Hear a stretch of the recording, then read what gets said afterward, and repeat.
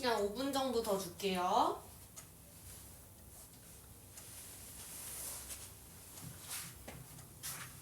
정민아 펜 터치를 해야지. 펜 터치를 눈으로만 읽으면 안 읽히죠 당연히.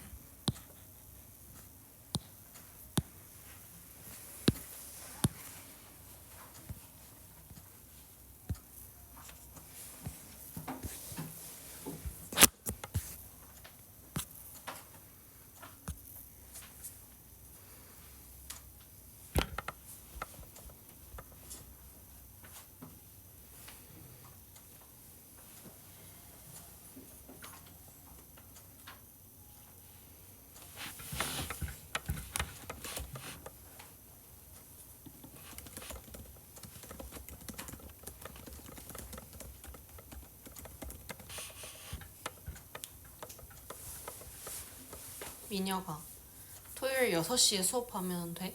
아니 수업한다 하면 시간 돼? 6시부터 언제까지? 6시부터 9시. 세민이는? 응? 수업이 7시부터 10시가 아니라 6시부터 9시라면 어떨 것 같아? 돼? 네. 지유는? 지유는요? 지유는요? 지유 돼요? 수업 6시부터 9시면 돼요? 안 돼요? 아, 7시에 6시에 뭐 수업 있어요?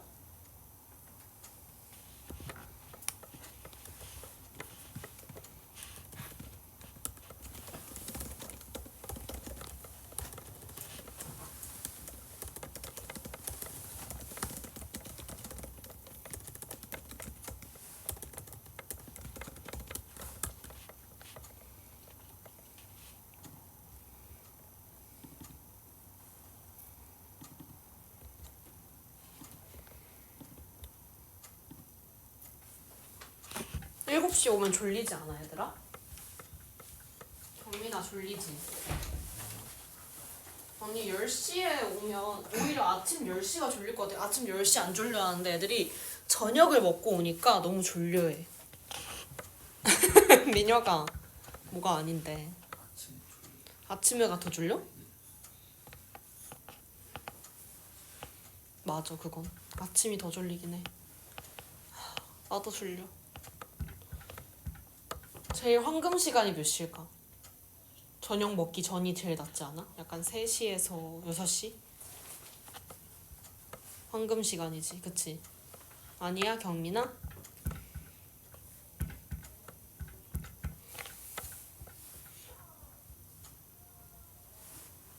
와. 다 했어? 자 이제 시간 그만 오픈 사람 그만하세요. 다 했어요?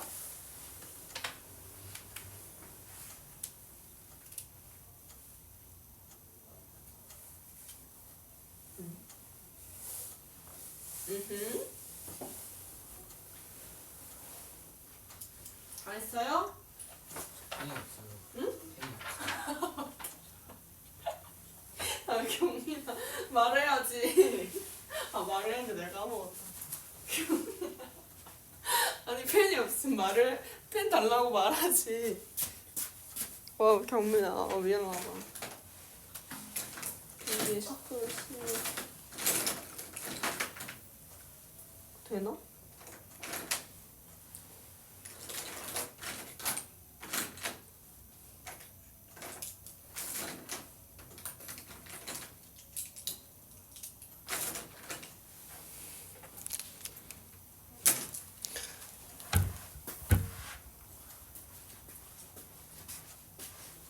근데 문제 풀었어? 왜 아무것도 안 풀고 있나 생각했네. 하나 푼 거예요? 아니. 아무래도 펜이 없으니까 풀기 힘들지, 그치? 자, 끝.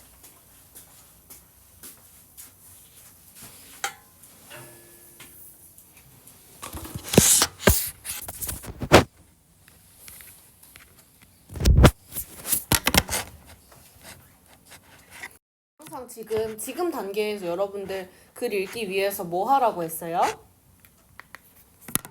기억나요?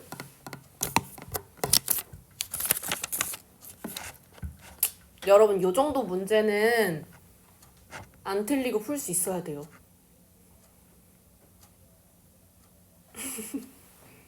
이 정도 문제는 틀리면 안 돼요. 추워? 살짝 춥나? 그치?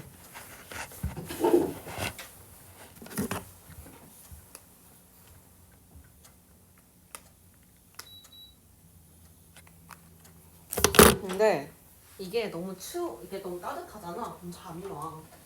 그래서 히터를 틀고 살짝 열어. 응? 지금 단계에서 여러분들이 가장 먼저 해야 될 거 뭐라고 했어요? 1번, 2번, 3번으로 썼죠, 제가.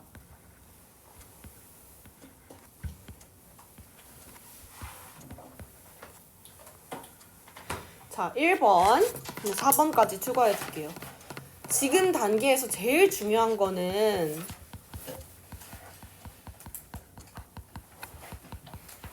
또 적으세요.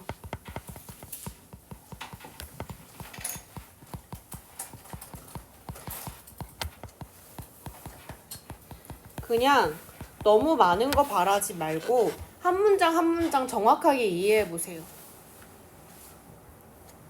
그 다음은요. 그 다음은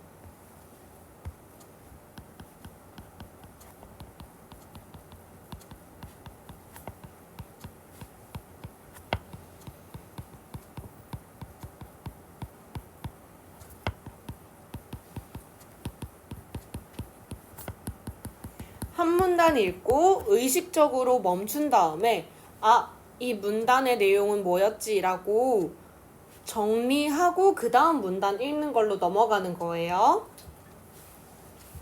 자, 그 다음에 세 번째.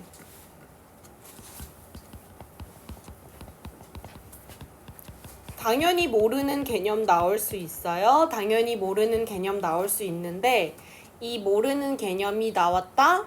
그러면 지금 단계에선 반드시 학습을 해서 배경 지식을 넓힐 필요가 있어요.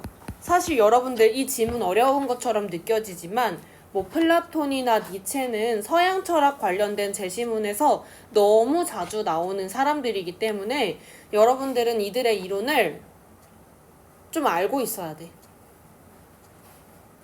알고 안 읽고도 풀 수 있어야 돼. 거의. 난 안 읽고 풀 수 있어. 좋겠지? 근데 이렇게 하라는 게 아니라 안 읽고도 푼다는 건 뭐 아예 읽지 말라는 게 아니라 읽으면서 이런 내용 뭔 느낌인지 알겠다. 느낌 알겠다가 바로 처리가 이루어져야 된다는 거죠. 그쵸? 그 다음에는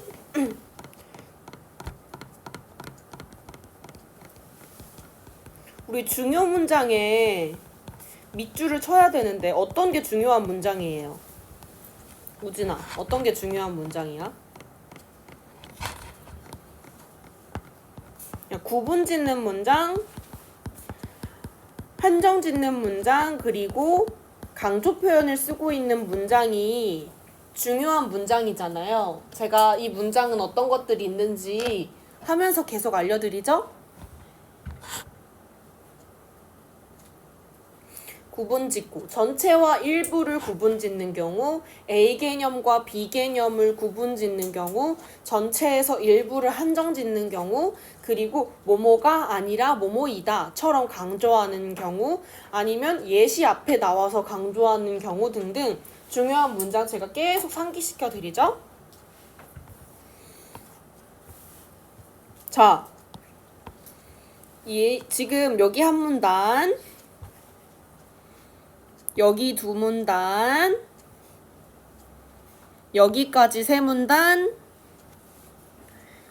그 다음 여기까지 네 문단, 그 다음 여기까지 5문단이에요. 이 5문단, 문단별로 무슨 내용인지 아셔야 되고요. 이 문단 안에 10문장 정도씩 들어있죠? 10문장 중에 문제 맞춘다고 생각하세요, 여러분. 50문제 중에 50문제 아는 것처럼 50문장 중에 50문장 다 이해해야 돼요. 알았죠? 하나도 대충 이게 뭔 말이지 하고 넘어가는 문장이 있으면 안 되는 거예요. 지금 단계의 연습에서는. 지금 단계 연습이 아니라 여러분들이 앞으로 공부할 때, 비문학을 공부할 때에는요. 그냥 한 문장 한 문장 이해하는 거에 포커스 맞춰서 이해해보는 거예요. 내가 스스로 이게 무슨 의미인지 이해하는 연습을 하면서 풀어보는 거예요. 자, 그러면 지금은 연습이니까요. 펜으로 문장별로 이렇게 끊어보세요. 자, 시작. 문장 전부 끊어보세요. 자, 여러분 온점이 나와야지 문장이 끝난 거예요. 문장 끊어보세요.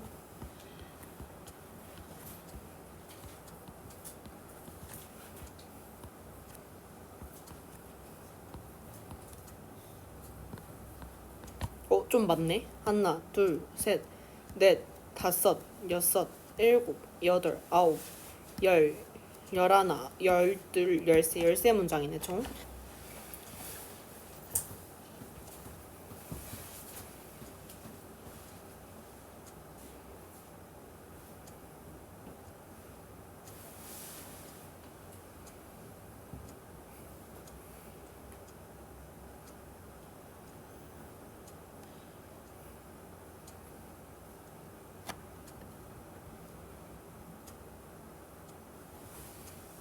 이거 딱 여기까지만 하고 쉬는 시간 줄게.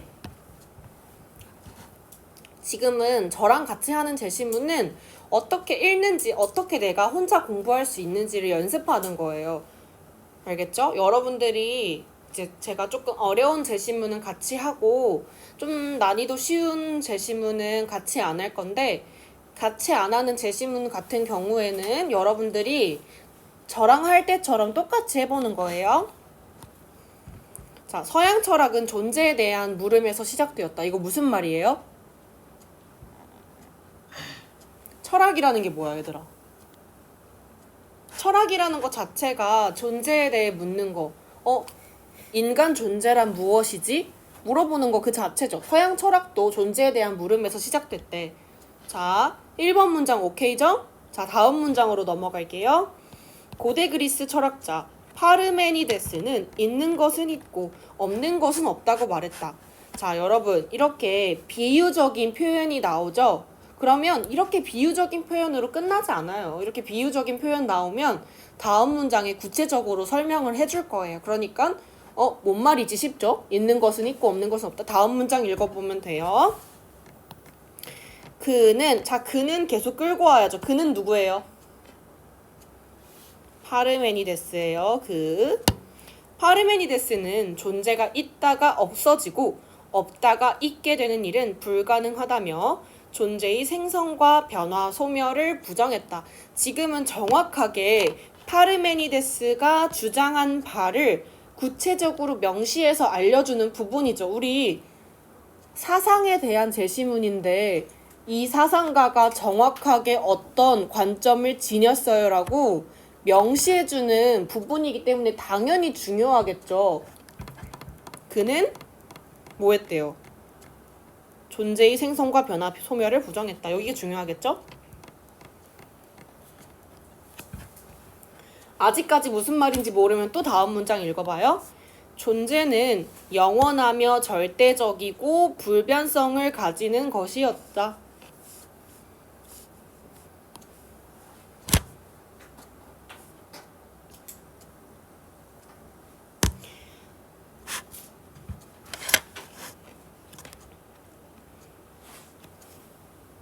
신처럼 신이 웃겨? 신처럼 영원하고 절대적이고 불변한 존재가 있다고 믿은 거죠.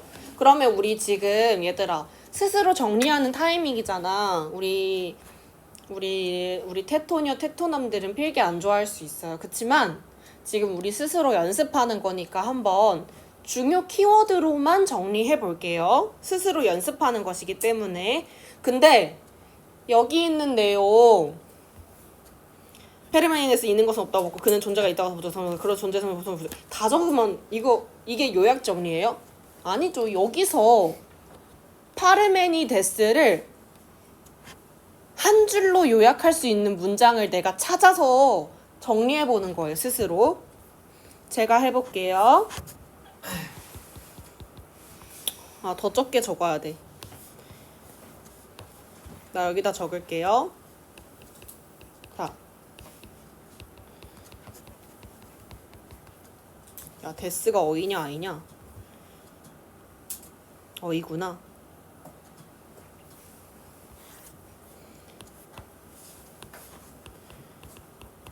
파르메니데스의 존재에 대한 주장. 우리 지금 화제가 존재야, 존재. 파르메니데스는 존재에 대해 어떻게 봤대? 한마디로 하면 뭘까? 존재가 있는 것은 있고 없는 것은 없고 계속 바뀌는 게 아니고 이게 결국 무슨 말이야?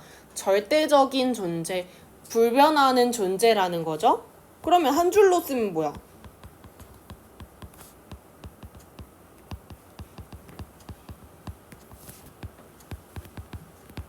한 줄로 쓰면 이거 아니야? 존재는 절대적이다. 불변한다. 이렇게 정리하는 거예요. 내가 스스로 정리해 볼 때 하나의 키워드로. 이거 다 적으면서 정리하지 마세요. 제가 앞에 부분 여러분들 정리해 오는 거 숙제로 시킬 거거든. 다 적어 오면은 내 머릿속에 개념화가 전혀 안 된 걸로 간주하겠어요? 미녀가 졸리지? 저기서 들을래? 아직 괜찮아?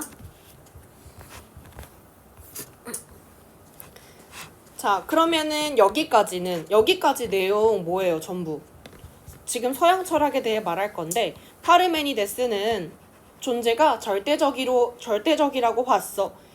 이 문장들이 이렇게 한 문장으로 줄어드는 거죠. 그쵸? 그 다음에 헤라클레이토스래. 이에 반해 헤라클레이토스래. 그러면은 지금 누구랑 대비되는 거예요? 대비되는 거니까 헤라클레이토스랑 파르메니데스가 지금 구분지어지고 있으니까 당연히 중요하겠죠. 지금 파르메니데스랑 헤라클레이토스가 구분지어지고 있죠? 구분지어지는 문장이니까 당연히 중요하겠어요. 자, 헤라클레이토스는 뭐겠어, 그러면? 파르메니데스는 절대적이야, 불변해 라고 했다면 헤라클레이토스는 계속 변해 라고 말했겠죠? 그 문장 다예요. 존재의 생성과 변화를 긍정했다. 존재하는 모든 것이 변화 과정 중에 있으며 끊임없이 생성과 소멸을 반복하는 것이라고 봤다. 맞아요?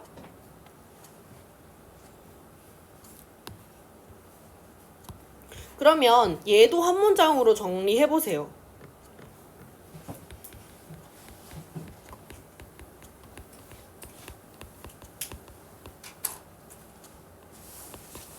헤라클레이토스는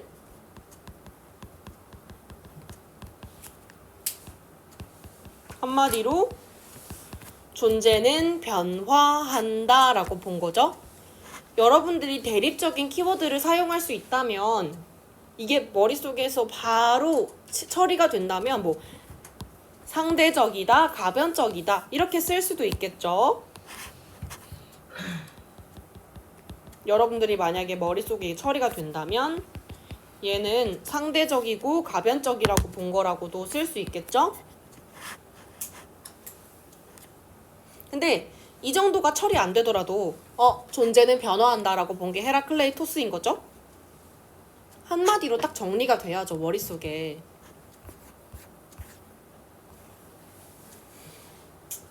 자, 그 다음에 여기까지 전부 이해됐죠? 그러면 여러분 존재에 대한 두 철학자의 견해는 플라톤의 이데아론에 영향을 주었대요. 자, 그러면 두 철학자의 견해가 이데아론에 영향을 준 거네요. 그쵸? 영향 준 거니까 이렇게 화살표 표시할게요.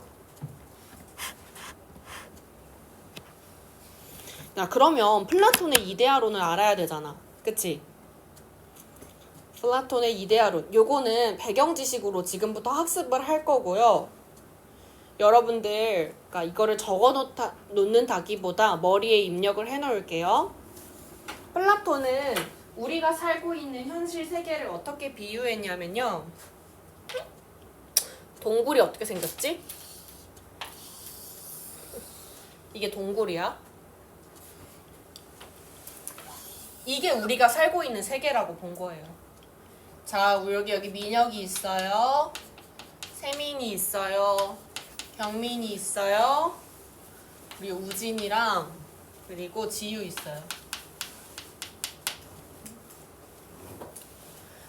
지금 인간들이 살고 있는 세계는 동굴 속에 살고 있는 거나 마찬가지인 거예요. 그럼 우리 동굴 속에 살면서 뭐 보겠어요? 동굴 벽에 비친 뭐 그림자 같은 것들을 보겠죠? 그래서 우리 민혁이, 세민이, 그리고 경민이 다 이게 진실이라고 믿고 있는 거예요. 근데 동굴 속에 갇혀 있잖아. 이 바깥 세계에는 뭐가 있어? 우리 막 맛있는 음식도 있어. 새도 날아다니고 나무도 있고 물도 있고 산도 있고 아름다운 세계가 펼쳐져 있잖아, 그치? 그러면 얘랑 동굴 속 세계랑 바깥 세계랑 어느 게 진짜 세계야?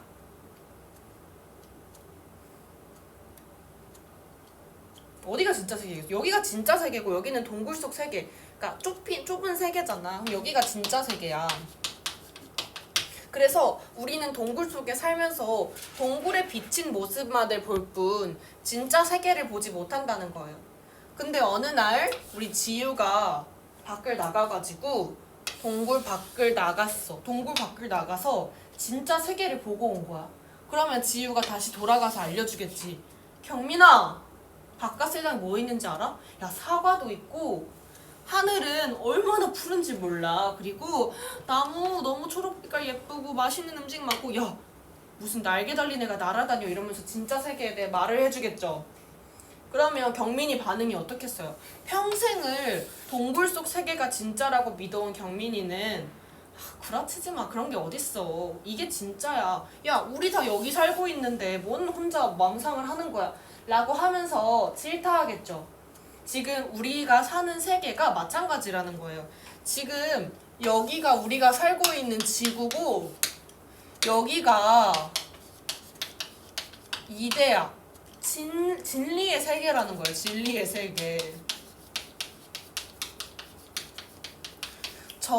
우리가 지금 살고 있는 세계는 정말 동굴 속에 갇힌 가짜 세계에 불과하고 우리가 이성을 쫓다 보면 언젠간 진짜 세계에 도달할 수 있다고 해요. 그래서 진짜 세계가 정확히 뭔데 이거는 그러니까 뭐 비유만 계속 나오거든요. 조금 어려워요. 그래서 뭐 비유를 들자면 뭐 그냥 그저 참인 세계, 그저 진실의 세계, 옳은 것만이 있는 세계, 그냥 이런 식으로 계속 비유를 해요. 그래서 정확하게 뭘 말하는 건지 조금 어렵지만 어쨌든 우리가 살고 있는 세계는 진짜가 아니고 이성만을 추구했을 때 어느샌가 도달하는 경지에 진짜 세계인 이데아가 존재한다고 봐요. 그래서 이 비유를 정확하게 이해하기는 어려워요. 뭘 얘기하는 건지 사실 나도 모르겠어. 그냥 이 비유를 사용해서 우리 세계는 진짜 세계가 아니야. 그냥 진짜 세계가 있어. 모든 것이 참인, 모든 것이 옳은 그런 참과 거짓을 구분할 수 없고 그냥 옳은 것만이 있는 그런 진짜 세계가 있어. 이렇게 얘기를 해요. 그게 이데아거든요. 알고 있어야 돼요. 알겠죠? 그래서 사람들이 지금 야 이데아가 어딨어 라고 말하는 그 꼬라지가 마치 동굴 속에 갇혀서 진짜 세계가 어딨냐 라고 말하는 거랑 똑같다는 거예요. 오케이? 그래서 플라톤 하면 우리 동굴 세계 생각하면 돼요.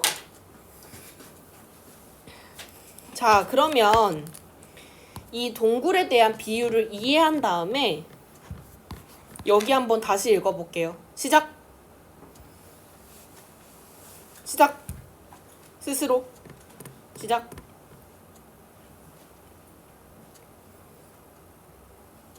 자, 여기 7문장 배경 지식 있는 채로 다시 읽어볼게요. 시작!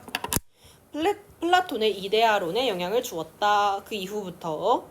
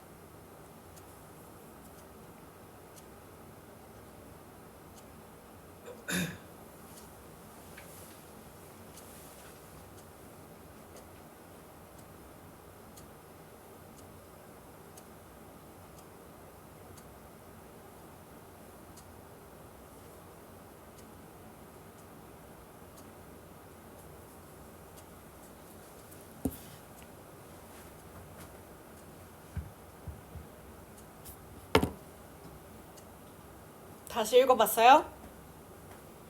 민혁이 읽어봤어요? 자, 그럼 이제 이해되죠? 그러면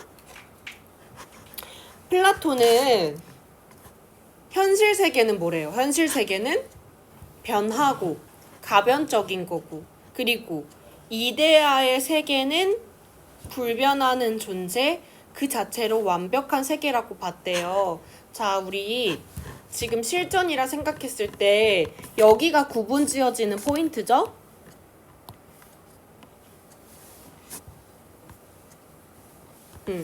자, 여기 구분지어지는 포인트야. 이데아는 불변하는 곳, 그 자체로 완전한 진리, 현실 세계는 불완전하다고 봤다. 플라톤의 관점 내에서 지금 구분지어지고 있으니까 이 두 개 구분짓는 거 당연히 중요하겠지. 두 개를 구분짓는 경우가 가장 중요하다고 했어요. 그럼 말 그대로 뭐야? 플라톤은 현실 세계는 변하고 변하지 않는 그 자체로 진리인 이데아라는 세계가 있다고 봤고, 이 이데아라는 세계는 이성을 통해서 도달할 수 있다고 본 거네. 정리됐어요? 우진이 오케이? 그치? 그래서 자, 또 구분짓는 표현 뭐예요? 이거 뭐뭐와 달리, 이거 너무 중요한 표현이라 했잖아요.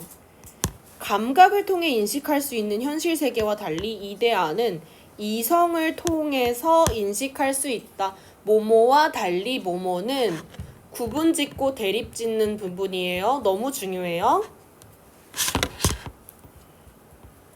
그러면 마이 펜슬. 현실 세계는 눈으로 볼 수 있는, 그저 눈으로 볼 수 있는 감각, 이성을 통해 이데아 세계에 도달할 수 있다고 본 거죠.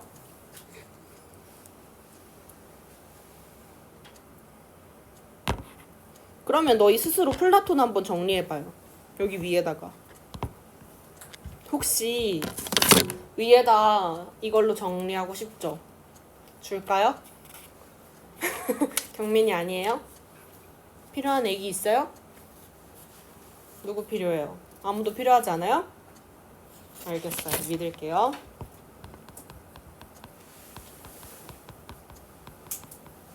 플라톤은 최대한 간결하게 정리하세요.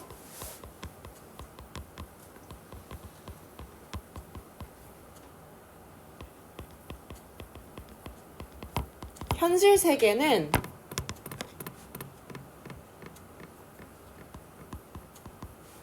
감각이 뭐야? 눈으로 보고 손으로 만질 수 있어. 감각으로 인지하는 반면에 이데아는 이성으로 도달할 수 있어요. 감각으로 인지하기 때문에 우리 사는 세계 어때요? 가변적이죠? 가변적이에요. 이성을 통해 인지하는 이데아의 세계는 절대적인 진리라고 했잖아요. 진리가 뭐야?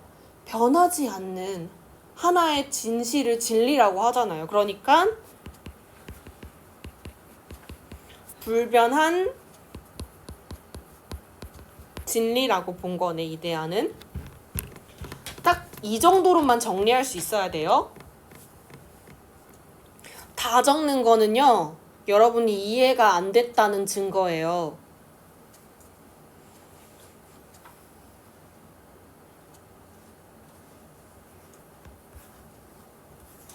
자, 그러면 여기 문단 오케이죠? 이 문단에서 이해 안 하고 넘어가는 문장 없죠? 이러면 문제 무조건 풀 수 있다니까. 자, 여기도요. 문장으로 나누세요.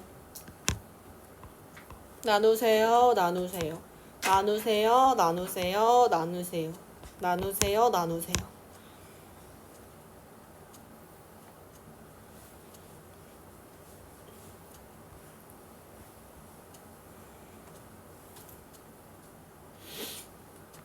문장으로 나누세요.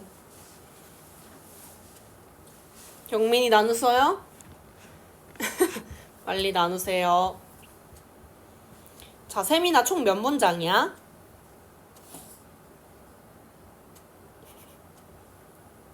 나누지 않은 거예요? 세민이 나눴어요? 몇 문장이야? 5문장이지.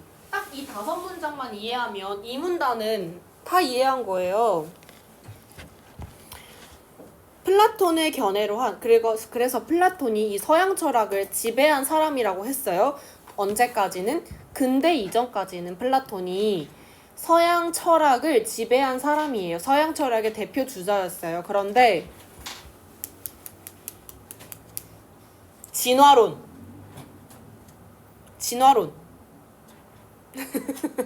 과학 우리 민혁이, 경민이, 세민이 우리 애기들 진화론이 언제 생겨났어?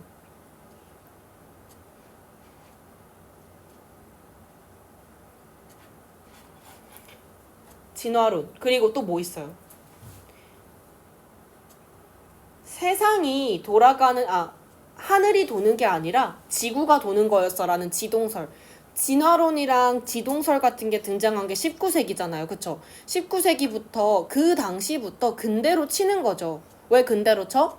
그때부터 사람들이 잠깐만 신이 만들어주는 줄 알았는데 진화론이라고?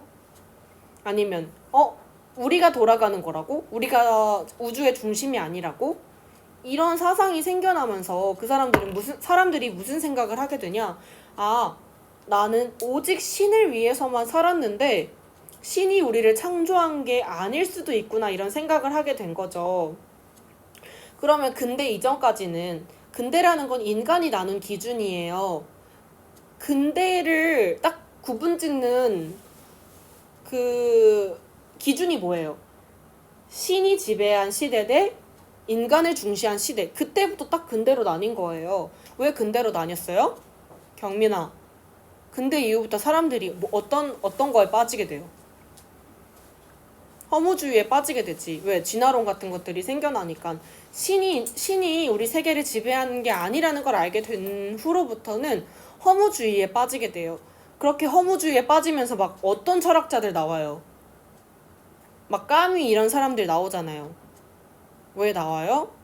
사람들이 허무주의에 빠지게 되면서 실존을 회복하고자 실존주의 학자들이 나오게 돼요. 실존주의 학자 대표주자가 바로 니체죠. 사람들이 그 전까지는 너 왜 착하게 살아? 왜 돈 벌어? 라고 물어봤을 때 왜 돈 벌까? 야, 신이 나한테 소명을 내려줬기 때문에 난 일하는 거야.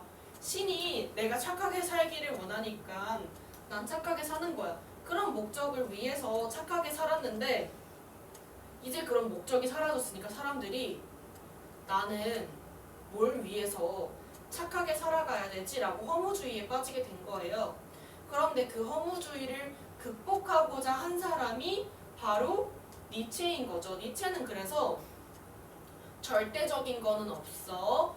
우리 개별 인간한테 집중해야 돼 라고 본 게 니체의 입장이었어요. 그럼 요거 알고 한번 읽어봐요. 니체는 헤라클레이토스의 견해를 받아들였대요. 헤라클레이토스는 뭐한 사람이야? 우리 필기된 거에서 읽어보세요.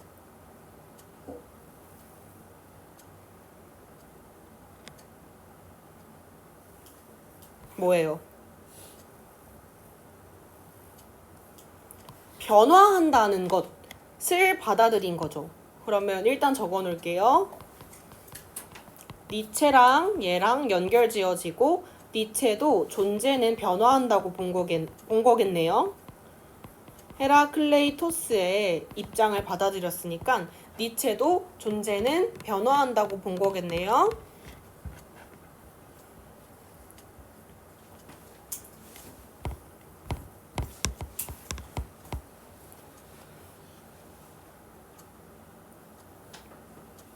자, 변화한다고 봤다는 거랑 똑같은 말이죠. 절대적이고 영원한 건 없다. 즉, 변한다라는 얘기인 거죠. 자, 정확하게 니체의 입장에 대해서 이야기하는 부분이니까 얘도 똑같이 초록색으로 밑줄 칠게요.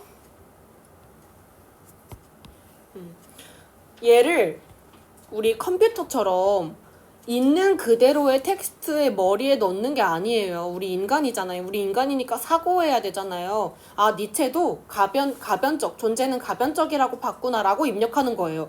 절대적이고 영원한 진리는 없다고 주장했다. 이렇게 머리에 넣는 게 아니라 아, 니체도 존재는 변화한다고 본 사람이구나. 이렇게 머리에 넣어야죠. 오케이? 세민이 오케이? 오케이. 자, 그 다음 어려운 문장 나오네. 또한 우리가 살고 있는 현실 세계가 유일한 세계라면서 신은 죽었다 라고 선언하며 형이상학적 이원론이 말하는 진리, 신중심의 초월적 세계, 합리적 이성 체계를 모두 부정했다. 자, 요거 하나하나 무슨 말인지 탐구해 볼게요. 일단은 여기 나오죠. 형이상학적 이원론을 세계의 경우가 세계의 경우를 초월 세계의 세계를 이렇게 입력을 하면 우리가 이해를 못하잖아요. 형이상학적 이원론이라는 게 뭘까요? 형은 뭘까? 형태야, 형태. 형태를 이상, 넘어가는 학문인 거예요. 형태를 넘어가는 학문이 뭐예요? 우리 보이는 형태를 넘어선다. 즉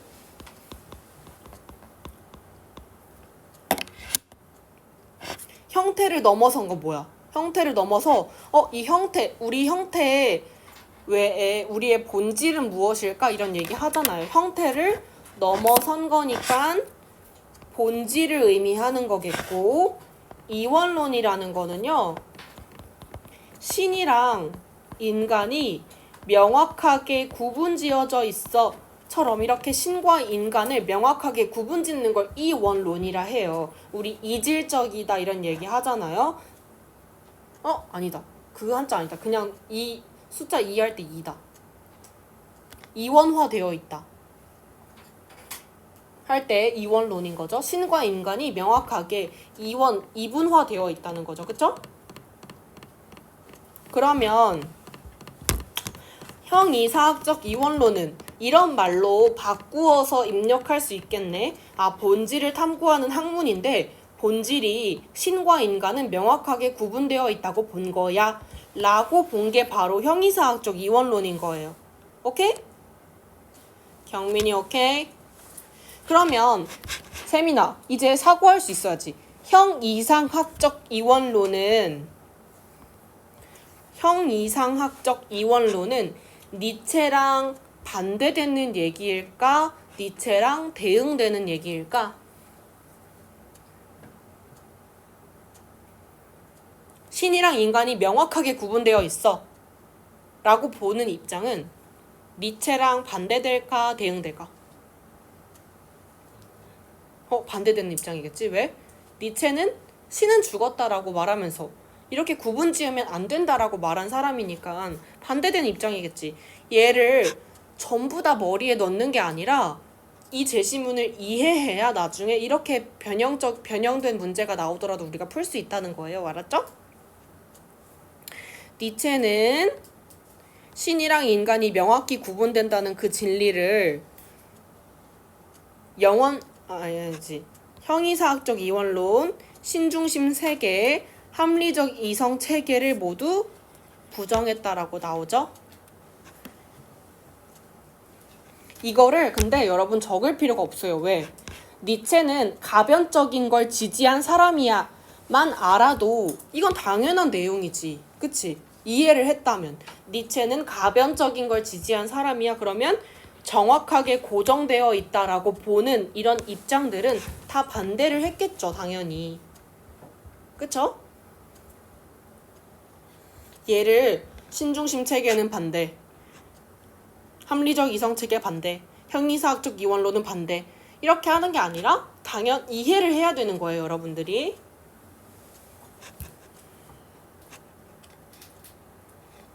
자, 그래서 니체는 형이상학적 이원론이 진리를 영원 불변한 것으로 고정하고 현실 너머의 이상세계와 초월적 대상을 생명의 근원으로 설정함으로써 인간이 현실의 삶을 부정하도록 만들었다 보았다. 자, 여기 4줄 가까이 되는 3줄 가까이 되는 이 문장 스스로 다시 읽어보면서 무슨 말인지 100% 이해해보기 시작.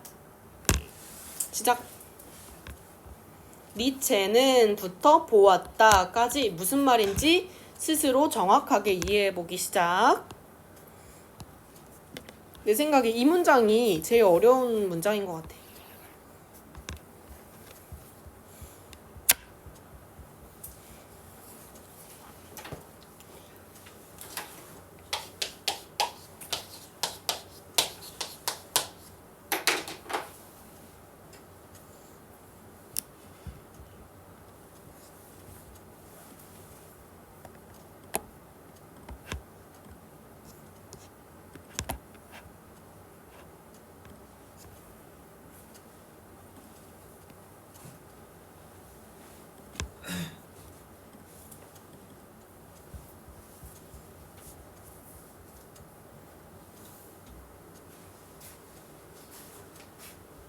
경민아, 저게 무슨 말이야? 네 언어로 한 문장으로 정리해봐. 네 언어로 한 문장으로 정리해. 저거. 민혁아, 네 언어로 한 문장으로 정리해봐. 저거를 니체는 현이사학적 이원론이 진리를 영원불변한 것으로 보정하고 현실남의 이상세계와 초월적 대상을 생명의 근원 설정함으로써 인간의 현실의 삶을 이렇게 입력하면 당연히 기억 못하지. 저거를 이렇게 바꿔보는 거야. 야, 니체는 인간들이 너무 신이 최고야, 신을 따라 라고 이렇게 고정시킴으로써 인간 지들 삶이나 잘 살아야 되는데 너무 신한테만 몰두하도록 만들어서 오히려 자기 삶에는 집중 못하게 만들었어. 그러니까 너무 신이 고정되어 있는 것처럼 생각하면 안 돼. 이 말인 거잖아요. 그쵸? 맞아요?